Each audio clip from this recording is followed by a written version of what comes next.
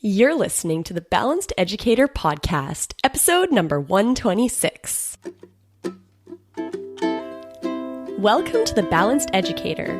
We're your hosts, Kailey and Josiane from EduCalm. Our intention is to equip and empower you to feel more calm, balanced, and joyful in all aspects of your life.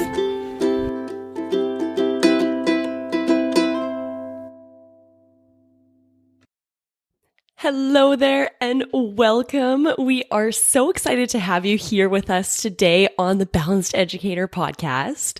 In today's episode, I am going to be doing a solo episode. So this is Kailey. Hey there. And I'm going to be talking about how I taught mindfulness and social emotional learning in my high school classroom this year. So I'm going to be walking you through how I started off the semester, how I did it throughout the year, how it changed throughout the semester, what my students' feedback was, and what I'm going to change or do differently next semester now that I have one semester of practice teaching this in high school under my belt. So growing and learning. I'm excited to share this with you today. But before we jump into the episode, first I'm going to share today's awesome sponsor, which is the Simply Organized Teacher. So Josiane recently took the Organize Your Classroom Papers course created by Kelly Jackson of the Simply Organized Teacher, and she really loved it. So we really wanted to share about this resource with you because we think that you could get some awesome value from it too. So if you remember Kelly, we had her on the show to talk about all things classroom organization in episode 70. If you haven't listened to that episode, you should definitely check it out. The goal of the Organize Your Classroom Papers course is to sift through, clean out, and organize all your papers so you can stop spending time trying to remember where you put that copy or having to get your class involved in looking for those materials that you misplaced. So you can get access to the course by heading to educalm.com/TBE 126. So that's educalm, educalme.com/TBE as in the Balanced Educator 126. And then click on the link to the Simply Organized Teachers course that we'll have on that page for you. So inside the course, you're going to learn how to organize filing cabinets and digital files and lesson plan materials. So basically any kind of paper material, you're going to learn practical ways to organize and systemize your papers. In less than 40 minutes, Kelly will teach you how to clean out, organize, and systemize the papers in your classroom so you can get rid of some of that clutter. So go check that out at educalm.com/TBE 126. All right, now let's get into today's topic, which is all about how I taught social emotional learning and mindfulness in high school this year. So just a little backstory in case you don't know or you forgot my story, but I started off teaching high school science. That was the first job I ever got, and that was a term position. I loved it. It was my dream job. It was so great. But because it was a term position, the following year, I started teaching in middle school. So I taught grades 7 and 8 math and science. And it was once I started teaching in middle school that I started getting this realization that students needed to learn more than just academics in the classroom. That in order to be ready for the academics, for the science and math lessons that I was throwing at them, I needed to do something to help them manage their emotions. So that year I had lots of students or I was kind of maybe surprised actually by the amount of social and emotional intensity came into my classroom. So my students would come in from lunch and, there would be drama between their friends and they would be excited and they would have so much energy. And I needed to find a way to help them prepare their minds and bodies for learning. And that's when I really started playing with teaching mindfulness in the classroom. When I was teaching in high school, this was never something that was a problem for me. I never thought like, oh, my students aren't ready for learning. I kind of just assumed that when they came into my class, they were ready to get started, and I kind of would just jump into the material right away. As a high school teacher, oftentimes our mindset is, I have so much content to get through, I have to get through it. So really it was all about go, go, go. My students would come into class and it was like we would get started right away. And I would push them to get all the stuff done. And my big focus was really the academic side of things. So I'm really grateful that my journey brought me to teaching in middle school next, because it showed me a different side of my students. It showed me the more human side of them and reminded me that these aren't just little robots in seats in front of me. They actually are humans with a lot of emotions going on. And as they are in high school, they might be a lot better at hiding those emotions, but it doesn't mean they're not having those emotions. So that really opened my eyes and made me view my job as a teacher in a new and different way. So I taught grade 8 for a couple years, and that's where I started playing with teaching mindfulness in the classroom and kind of was developing my way of doing it. And when I discovered I tried lots of different methods and then got to the point that I sort of figured out the formula that worked for me. And that was teaching 5 minutes of mindfulness every day at the start of the day. So I did that in grade 8. I did that in grade 6. And then Josiane and I, since we had both been doing this in our classrooms, been playing with what format worked. That's when we started realizing we were onto something, and that EduCalm could be a solution for teachers in other classrooms and across the world, really, that wanted to support their students' social-emotional learning and help their brains and bodies get ready for learning, but without having to kind of be an expert in mindfulness to be able to teach it. So taught in grade 6, then took time off to focus fully on creating EduCalm Classroom, the EduCalm program, went into a lot of schools to do work with students, to work with teachers, to work with administrators, did a ton of professional development workshops for teachers and administrators, and then came full circle and got back into the classroom, back at the school that I originally started with, and back teaching in high school. So that's where I'm at now. This year in September was when I got back into the high school classroom. And so now I had the EduCalm Classroom program to be able to use in my classroom, and also the skills that I had developed to be able to actually teach mindfulness just myself in the classroom. So now that you kind of know my story, I've laid the foundation, I want to explain step by step exactly what I did this year. So the big thing for high school teachers when we're talking about social emotional learning and teaching mindfulness in the classroom, the problem or worry often is like, how am I going to find time for this? There's so much to do in a high school classroom, especially this year when, the year has been interrupted in many ways because of COVID. This year, I saw my students every second day. So on the day that they were in class with me, I was teaching with them in person, and then the following day, they would be learning from home. So I would assign them things to do independently for independent learning at home. So that could be videos to watch with lessons, or, exercises to practice, or things to work on at home. And then when they came back to school the next day, we'd keep working together in person. So that's the way that the year went for me. And I definitely had moments where I kept thinking, like my brain was constantly thinking, there's not enough time, there's not enough time, there's not enough time. So there was definitely a temptation from time to time where my brain kept trying to convince me that there wasn't enough time. And I had to remind myself that I make time for the things that are important. And so that was always where my brain was going this year, was there's not enough time. And then I would be like, no, wait. I make time for the things that are important. And social emotional learning is really important to me in the classroom. And so that was the number one priority for me. So here's how I started. first day of class, when I had my students in person with me, I had, kind of the get to know you type of class where I talked about what they'd be learning that year or in this semester, kind of what the format of class would be, icebreaker games, those kind of things.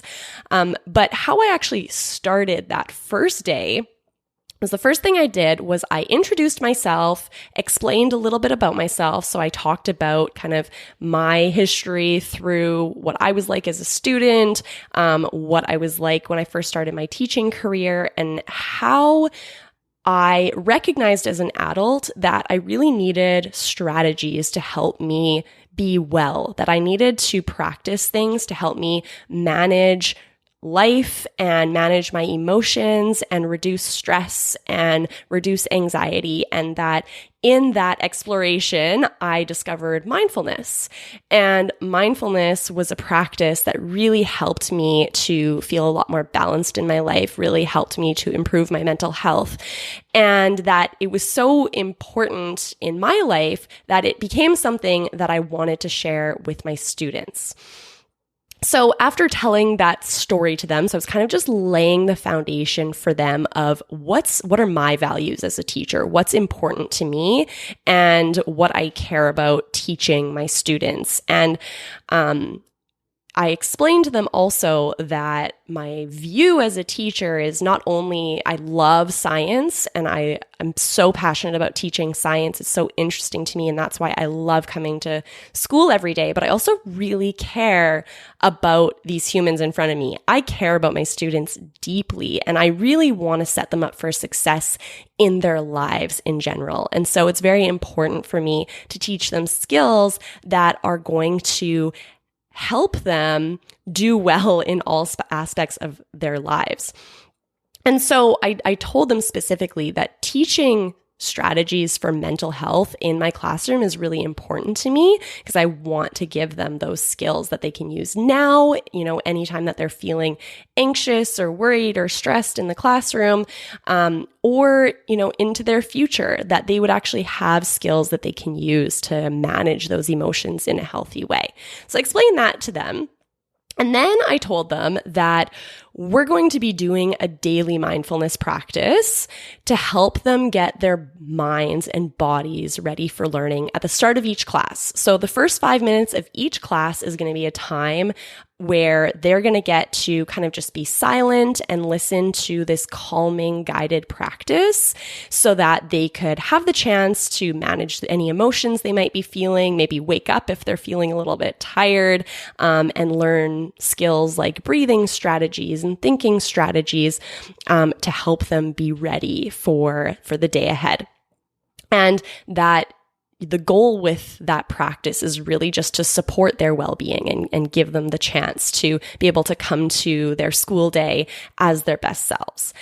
So, that introduction to what the mindfulness practice was going to be in the class really just came from a place of explaining why it was important in my own life and then why it was important to share mindfulness and social emotional learning with them so that they would understand where I'm coming from.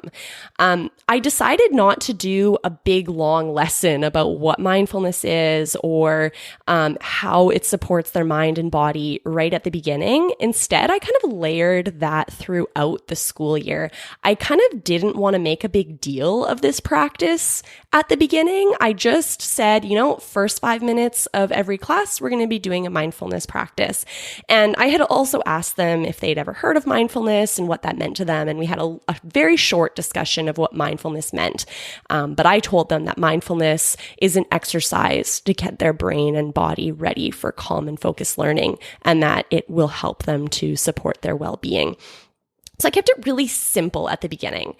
Now, the next thing I did with them in that first class is I wanted to talk a little bit with them about emotions that they wanted to feel in class versus emotions that they didn't want to feel in class. So one thing that I had learned from Mark Brackett's book, so Dr. Mark Brackett wrote a wonderful book called Permission to Feel. We've talked about it on the podcast before, and I highly recommend reading it. It is a wonderful read. But one thing that he talks a lot about is how most of us, our emotional vocabulary is actually quite low, and how studies show that the better we are at articulating what emotions we're feeling, we're actually better able to manage those emotions and process those emotions when we can explain what they are. So I thought that it would be kind of fun to show my students a list of a bunch of different emotions and then talk about which ones they wanted to feel and which ones that they didn't want to feel. So the way that I set this up was I created kind of like a get to know you survey that I used. I did it in Microsoft Forms. And in the survey, the first question was choose. So I had a big list and I said, select three of the top emotions you would like to feel when you're in class. And then I had this image with all the different emotion names, and all the emotions were divided on this image based on color. So there was like green for kind of like a calm sort of but heightened awareness emotions. Then there was like red for the emotions that are more like angry and intense. And then there was like, it was divided or layered in intensity. So I teach in French immersion. So to speak about emotions in their second language, which is in French, their emotion vocabulary is even more reduced in French than it is in their first language, which is in English. So I really wanted to have this visual of emotions and this emotion vocabulary for them, so they could also learn how to say these emotions in French, for most of them for the first time. So the way I just found this image on Google. So I would suggest, if you want to look this up, I think I just Googled emotions chart, and then you'll see a bunch of different things come up, and choose one that sort of makes sense for the age group that you teach. And I talked about the emotion sort of quadrants with them as they were completing the survey on their own from their spots on their own laptops. So they chose the three emotions they wanted to feel in class. And this was really interesting for me, because then I was able to look at these forms and see very clearly which emotions my students wanted to feel and which ones they didn't. So I talked about how, I wanted to get this information so that I could help them to feel the emotions they want to feel and help them to feel less of the emotions they didn't want to feel. So it was interesting, the top emotions in all of my classes that I teach that students wanted to feel was they wanted to feel joy, they wanted to feel confidence, and they wanted to feel acceptance. And for some reason, that one surprised me. Like, I wasn't expecting that to be the top thing. So that really showed me that, okay, I need to make sure that I'm creating a way to create community in this class, and that I'm really creating like a culture in my classroom where everyone is accepted, and that I'm really demonstrating and modeling acceptance of all different people and acceptance of all ideas, and that I'm creating a space for people to be able to talk and share in their own way and feel accepted. So that was really interesting to me. Now, I also asked them which emotions they don't want to feel, and the top ones there, the top winners of emotions they didn't want to feel, was boredom. So I told them I'd be committed to making sure that things don't get boring, and that I would be asking for their feedback to help me know how I can make things more fun. They didn't want to feel distracted. That was interesting. So that showed me that distraction for teenagers these days is a problem, and that they needed help to learn how to reduce distractions. So that told me that, phones there needs to be specific guidelines and rules in my class for how their cell phones are used and things like that. Another top thing that students didn't want to feel in class was anxiety. So that one didn't surprise me. And I told them that, in our daily mindfulness practices, they would really be learning concrete strategies that they can use to reduce feelings of anxiousness, and learn how to manage anxiety. And that anxiety isn't a bad thing. It is just a natural emotion. and we can learn strategies for managing those emotions. So that's how I started things off. And that was just interesting for me and a way to just create the culture where talking about emotions in class isn't weird or taboo, that we can talk about emotions in this class and that it's something that I care about. I care how they're feeling. So after that, then, I teach science. So we made our EduCalm or our mindfulness practice just a part of our daily routine. So what our routine looked like on a normal classroom day, for the first part of the semester, was that students would come into class, I would greet them as they arrive, then we would sit down at our spots, and I would list the expectations for our mindfulness practice. So it was very simple. They'd all be sitting at their spots, and then I would just say, okay, we're going to start our mindfulness practice. Get comfortable, remove all distractions, and put your phones on the corner of your desk. So that was one that I learned after the first day that we did our mindfulness practice. I had a couple kids, I realized I looked up and they were on their phones. And I was like, okay, I need to make this a clear expectation that phones are not allowed during this time. So to make it so that they couldn't just hide their phone in their pocket and sneakily look down under the table during the mindfulness practice, I told them that they had to put their phone face down on the corner of their table so I could see it and I could see that they didn't have it in their hands. Now, I knew that all of my students in the class had phones already because I literally saw all of them with phones in their hands. I don't know if I would have done this if I didn't know that all my students did have phones that they brought to school, because that could potentially create, awkwardness for someone that doesn't have a phone. So if you want to use this, up to your discretion of how you want to manage that. But that was just the reality in my class, and that worked for my class. So once I made that part of the expectations was that the phone went away, then really it was smooth sailing for the rest of the year. I have to say, I was amazed at how quickly my students jumped on board with this. I was expecting some pushback. I think that's what, as high school teachers, we're always kind of worried of students being like, this isn't cool, this is lame. We kind of have this feeling that we need to make things cool for them. And I was kind of worried that would be the case here, but it really wasn't. The students didn't seem to feel awkward at all, closing their eyes or just participating in the practice. There was no weirdness at all.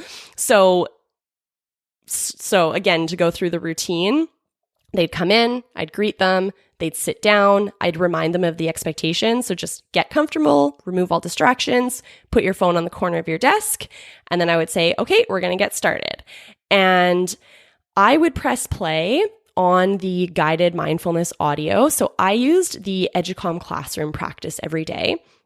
Now, you might be thinking, but Kailey, you're the one that created the EduCalm classroom program. Why wouldn't you just guide them through it yourself, because you have the ability to do that? So I could have chosen to guide the mindfulness practice, but personally, I wanted to practice with them. I was stressed at the beginning of the year, and I wanted to use this time for my own self-care as well. I wanted to make sure that I was taking 5 minutes at the beginning of every class to center myself and make sure that I could be the best version of myself for my students. I was definitely battling lots of things going through my mind at the beginning of the year. It took me a little while to get my stride as I was starting in a new school again, or back to an old school, but lots had changed since I'd been there last. So there was lots of newness, lots of new things I had to learn. It was beginning of the COVID year, so lots going on. It was just a lot to manage. So it was important for me to be able to practice with them. And so that's what I chose to do. And that's what I did throughout the year. And it was great. It really supported me and really made me feel that I was able to be a better teacher for them for having taken the time to listen to the practice and follow it with them. So after we listened to the 5-minute guided mindfulness practice together, then after we would have a quick little morning meeting type of thing. So we would go around the class one by one, and I would ask them a question to answer, and they could choose to answer the question or just pass if they wanted. So at the beginning, I asked them to share what they noticed during the mindfulness practice. And in that first probably couple of weeks, I used that opportunity to kind of coach them. So when they would say something like, oh, I noticed that I was like really distracted today, my mind was going everywhere, then I would take that opportunity to just respond and say, yeah, that's really normal. When we're practicing mindfulness, the goal isn't to stop our thoughts. The goal is just to notice that we're having thoughts. Thanks for sharing. And then I'd go to the next person. And, sometimes students would just say, I have nothing to share. And I'd say, okay, thank you. And that was it. But this kind of became the chance for me to not only coach them through the practice and create some sort of discussion around the mindfulness practice, but it also gave me the chance to just talk to them a little bit one-on-one. I only got to see them in person every second day. So this really became a way for me to sort of get to know them and get to know their personalities a little bit. So I really appreciated taking that time to do that. So in the first couple months of this, because I was doing the routine this way, it took us about 10 minutes to do the mindfulness practice, the discussion. By the time I took attendance, that's 10 minutes into our class. Now, that seems like a lot of time from a 75-minute science period, but I'm telling you, once we were finished the mindfulness practice, those students were ready to go. Like, I pretty much just taught and we did activities, and it was like, go, go, go for the rest of the period, but they were engaged the whole time. And I gained that 10 minutes back for sure. So it was totally worth the time. And I didn't fall behind in my plans of what I wanted to get through this semester, having taken that time. If anything, I think that it probably helped both my students and myself to just be way more focused during our classes and get more accomplished during each class. So that was really great. Another question that I would sometimes ask them was just, how are you feeling today? Because it was a COVID year, there was lots going on, lots of emotion, different times, and I really wanted to just check in with them sometimes. So sometimes we would just have a fairly long discussion, and I would just say, how are you doing? Like, how are you feeling? What's going on? Be candid, share whatever you want to share. And that was super helpful for me too, to actually hear how they were doing and what was stressing them out. Because oftentimes it surprised me, like the things that they would say, I'd be like, oh, like I forgot, as an adult, we forget what it's like to be a teenager. And you're like, oh, that's how you're thinking. Okay. Here's how I can help you manage that, or here's how I can adjust the way that we're doing things. One thing that came up a lot, because this is a different year and students had to be a lot more independent in their learning, because 50% of the time they were learning independently from home. So I wasn't teaching them over like online while they were learning from home. It was up to them to work on the course they were supposed to work on the course for 75 minutes at the time that they would have been in class, but they're supposed to be working from home. So there's a lot of challenges. We're asking a lot of these grade, 10 or 11 students, like high school students. We're asking a lot of them to be motivated to do this work, to make sure that they're managing their time properly and they're getting what needs to get done. So a lot of things that actually came up throughout the year as we were having this discussion of just, how are you feeling? What's going on? What did you do this weekend? Things would come up that I'd be like, this is a life skill that I can teach you about. So one thing that came up a lot was students feeling overwhelmed and stressed about the amount of work that they had, and that they were really finding it challenging to like get their work done on time or be motivated to get their work done. So I ended up doing but like a couple times throughout the year, I would review it and go over it again. But I would actually walk them through the process of creating a work schedule for their week. So I would, get them to take out their agendas, and then we would list all the things that they had to do that week. And then they would put each item that had to get done on a specific time slot during the week so that they knew exactly what they're supposed to be working on when. And I would get them to schedule in personal time. So, okay, when is your Netflix time? When is your video game time? Okay, that is precious time on your schedule. That isn't time that you should be feeling guilty that you aren't doing your homework. So you don't do homework during that block. Instead, you do homework during the other block that you blocked for homework time. So that's when you're going to work on that. And so I taught a couple different variations of scheduling strategies and planning and making study schedules and stuff like that.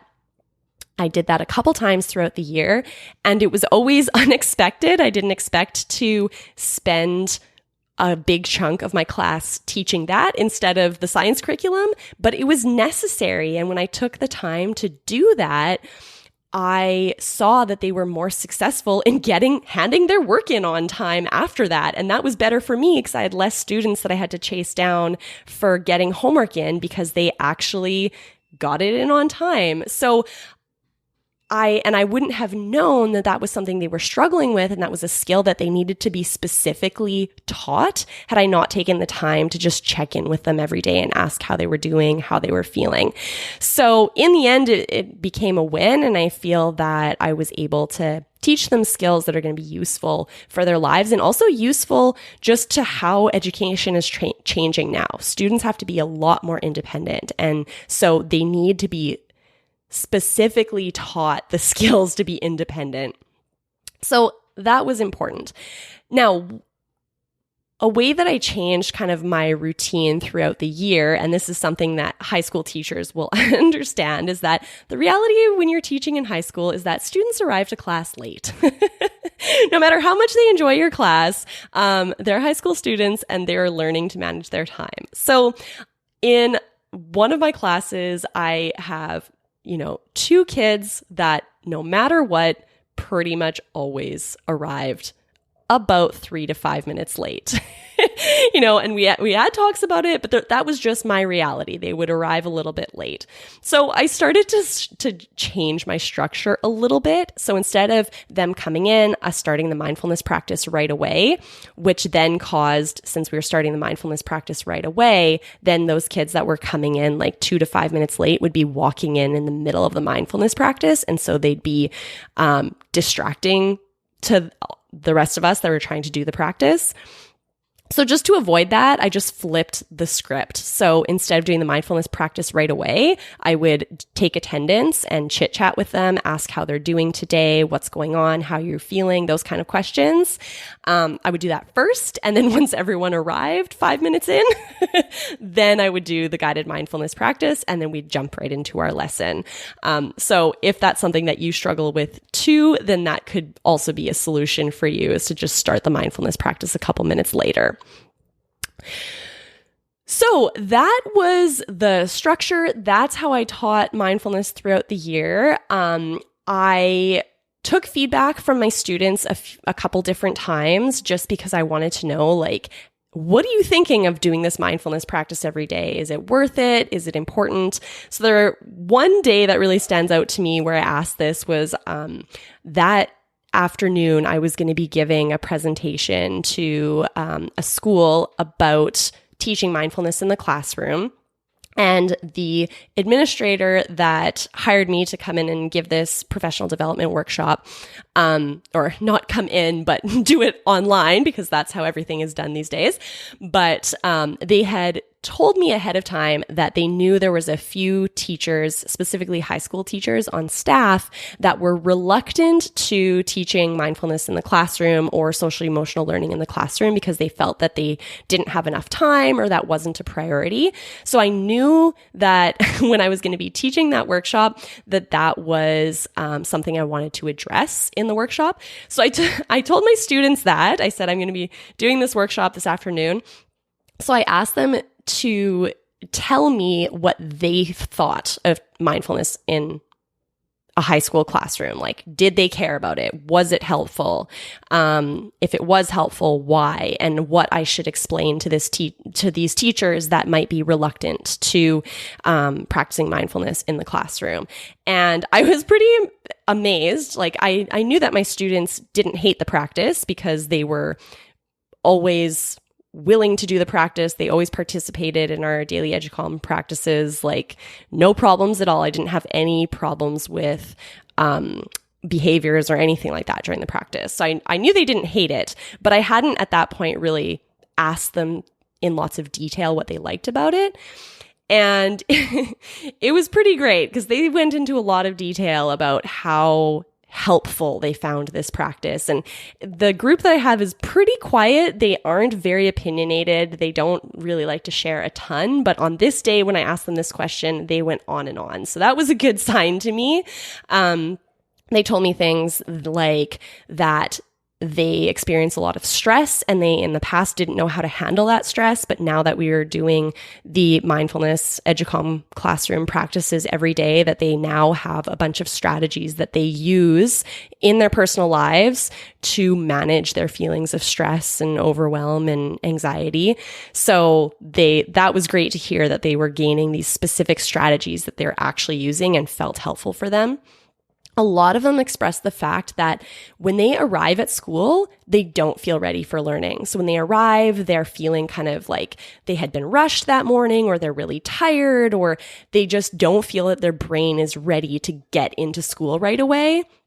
And so this just 5 minutes of mindfulness and time to just chat a little bit really helped them prepare their brain for learning. And they felt that after having done the mindfulness practice, they were way more ready to learn. And I observed that as well. So it was really cool to hear that coming from them. Like, I was very impressed with how much material I could actually get through in a class with them being engaged the whole time, for like a long period of time after doing this mindfulness practice. That being said, I had never not done the mindfulness practice with this group. So I wasn't necessarily sure if this group was just really able to focus for long periods of time, or if the mindfulness practice was actually helping them. So it was nice to hear from their own mouths that the mindfulness practice was helping them to focus and helping them to feel ready for learning. So yeah, those were kind of the main things, was that they are gaining strategies that help them, and that after having done the mindfulness practice at the beginning of the class, they just feel like their brain and body is ready for learning. So that was good to know. Now, yeah, that's really it. A couple things that I learned throughout this semester that I'm going to kind of play with changing next semester, was that this semester, with the EduCalm classroom program, if you're familiar with the program, it is divided into different themes. And so what we suggest is that you stick with one theme for a month and you listen to the audios in that theme for a month, and then you move to the next one. Now, this year, because I created the program so I know it well, I kind of jumped around a lot. So when I would notice that my students were feeling a certain way, they were mentioning certain emotions, I'd be like, I know which practice we should do. And so then I would choose the audio that I felt was the right fit for that day. Now, I think that really worked well, and there was nothing wrong with doing it that way, kind of jumping between themes. But I want to experiment next semester with being a little more specific with doing one theme at a time, so that they're learning sort of the same thing and really mastering those skills before I move on to the next unit in the next theme. So that's just something that I'm going to experiment next semester to see which way I prefer. And then, because I only see my students every other day, we couldn't get through that many of the units in EduCalm Classroom. So I was like kind of sad that we didn't get to do a few of the units that I would have liked to do with them, but we just ran out of time. So I will be excited for when the time comes when I actually have my students every day for the whole semester, and that will be able to get through more of the EduCalm Classroom content together. So those are my thoughts moving forward. Another thing that I wanted to mention, so I did for 2 weeks this year, we had 2 weeks where we were doing complete remote learning. So where my students were at home and I was teaching them remotely over Microsoft Teams. So during those 2 weeks, we continued the mindfulness practice and we just did it during our Teams meeting. So I would start our Teams meeting by playing the EduComm Classroom audio, and then we would get started with the lesson. So I really didn't change the routine at all. It stayed the same, and the students really appreciated that. And they also told me that they wanted to keep doing the mindfulness practices while we were doing learning from home. And another thing that I did a lot when we were doing the remote learning 2 weeks is I would do mindful movement. So that's, we have mindful movement videos in the EduComm Classroom program. I didn't show the videos. I instead just guided them myself through some mindful movement. I would do that kind of halfway through the lesson to just get us moving a little bit and just get the energy up. But that is how I managed that. So I hope that this was useful for you. If you don't use the EduComm Classroom program, that is totally fine. You can still follow the kind of routine and structure that I had by using whatever resource that you like to use or by teaching it yourself. That is totally possible. If you're interested in using the EduComm Classroom program in your high school class, this program is created for K-12. So we've created the audios and the content so that it's simple enough for kindergartners to understand, but it's never babyish. It's just simple language because we want the teachers and the high school students to also be able to learn and grow and be able to practice together. So that's one unique aspect of the EduComm Classroom program, is that it's created for all ages so that teachers can practice with their students. So if you're interested in checking out the EduComm Classroom program, go to educalm.com and you'll see all the information about how the program works. Now, you can start using the first unit of the EduComm Classroom program for free by signing up for our free trial. So you'll see when you go to educalm.com, you can either sign up or start the free trial. When you get the free trial, you'll get training on how to use the program. You will get access to the first unit of the EduComm Classroom program. So you're going to get 10 audios that you can use with your students, plus printables that will be helpful for you as well. And that free trial never expires. So you'll be able to keep using that for as long as you want, forever and ever. If you want access to more audios and you want to be able to use the whole library of EduComm Classroom units and themes, then you can sign up for a membership, which is a 12-month subscription, which gives you access to everything within the program. All right. Thank you so much for sharing your time with us today. Your exit ticket today is to consider how you might practice mindfulness or social emotional learning, both in your classroom if you teach in high school, or how you could apply what I've taught today to whatever classroom or whatever situation you are teaching in these days. Thank you so much for being here. We appreciate you so much, and we are so happy that you're part of this awesome community of educators. If you got value from this episode, please share it with a friend or colleague that you think would like it too and be able to get some value from it as well.